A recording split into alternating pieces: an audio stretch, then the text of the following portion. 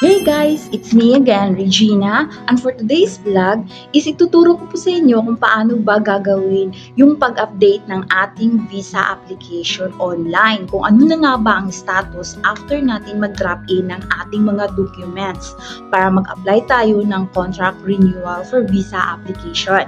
So alright guys, ituturo ko sa inyo kung paano nga ba ito gagawin. So make sure nakatabi ninyo yung e-visa ninyo, yung pinapotocopy ninyo na e-visa, or yung dinownload ninyo, make sure na katabi nyo ito.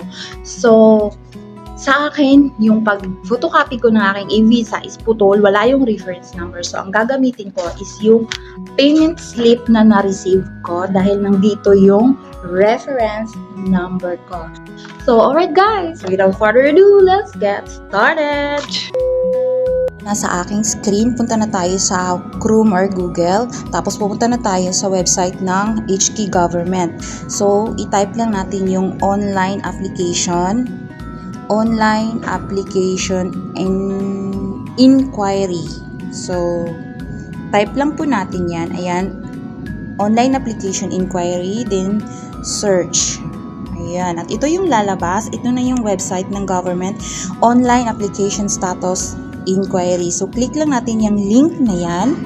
After natin mag-click is diretso na tayo dito. So, scroll down at hahanapin natin itong naka-green, yung online application status inquiry. So, click po natin yan.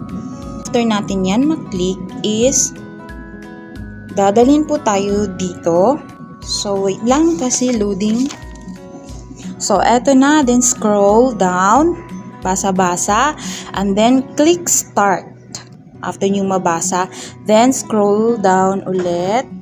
Scroll, tapos check nyo lang itong declaration box.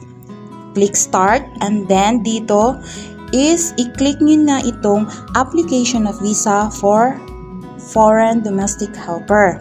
And then click nyo yung continue. Then, pagkadating dito is, dito na tayo sa please select the type of application you wish to inquire.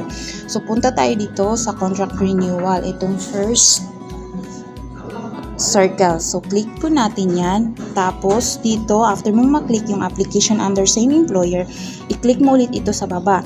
Dahil sa wala pa po tayong new application kasi nga kaka-drop in lang natin, i-click muna natin yung application reference number of the last approved visa entry permit kasi nga hindi pa tayo nakakuha ng bago nating application. So, click natin yung circle. Ayan, tapos click natin yung continue. So, ayan, i-enter nyo na yung old application reference number ninyo. So, i-type ko lang yung sa akin, FSX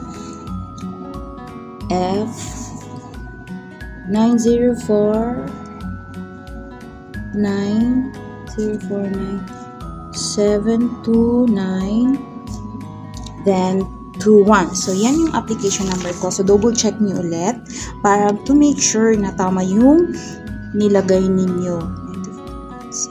So, alright. So, tama na yan. So, click na natin yung continue.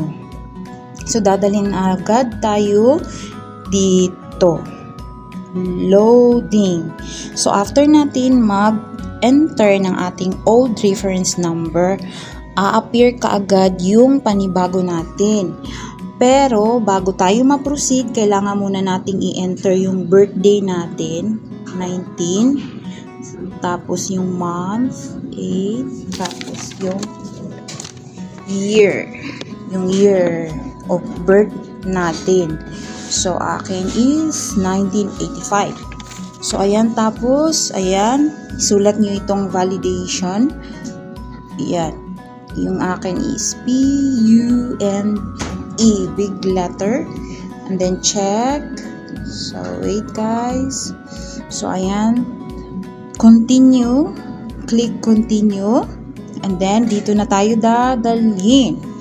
Bibigyan tayo ng kung na-process na yun at mayroon na, mag-a-appear kaagad yung panibago nating reference number para sa bago nating visa.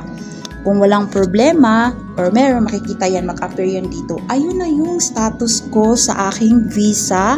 Nung dinrop in ko siya is nung October 13. So, ito, ito yung result sa ating inquiry.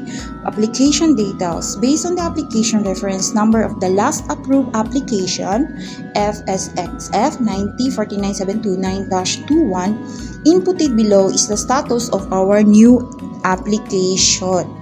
Ito na yung bagong application reference number ko. Binigay na nila. Ito na yung panibago ko. Pwede nyong isulat sa papel para next time pag mag-inquire ulit kayo, yan lang ilalagay niyo. So, type of service, application for Hong Kong visas. Ito na yung status ko guys, na issued na pala yung status ko. Okay siya, walang problema. So, inaantay ko na lang yung payment slip na ipadala nila sa aking mailbox para mabayaran ko at ma-download ko agad yung e-visa ko. Ayan guys. So, pwede nyo siyang i-save, pwede nyo i-print. Ayan. So, this time, anytime, pwede na po tayong pumunta doon at mag-inquire. So, i-wait nyo lang po ang 10 days, kasi ang sabi naman after 10 days, bago kayo pupunta sa immigration para magbayad ng inyong visa to make sure. Tingnan nyo, yung status ko, okay, issued na po siya. So, ni-wait ko na lang yung 10 days, 10 working days. Pang 10 working days ko today is 24th of October. So, siguro bukas, puntahan ko kung hindi ako makatanggap ng famous land today. So, pupunta ako bukas para mag-inquire para visa na kagad. So, alright guys, eto na muna. So, end ko na tong video natin, screen recording natin. So, salamat!